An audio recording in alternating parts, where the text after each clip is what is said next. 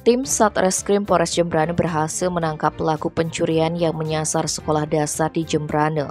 Pelaku yang berprofesi sebagai kurir buku-buku pelajaran itu ditangkap di rumahnya di Desa Posanten, Kecamatan Mendoyo.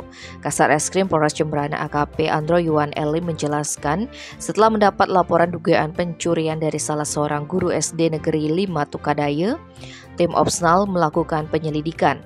Berdasarkan keterangan saksi-saksi dan beberapa petunjuk di tempat kejadian perkara, pihaknya kemudian berhasil mengidentifikasi pelaku bernama Igusti Putu Hartawan, 40 tahun.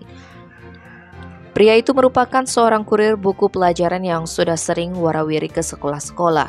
Dari hasil interogasi, pelaku mengakui telah melakukan pencurian barang elektronik di 9 sekolah dan motif dari pelaku adalah kebutuhan ekonomi.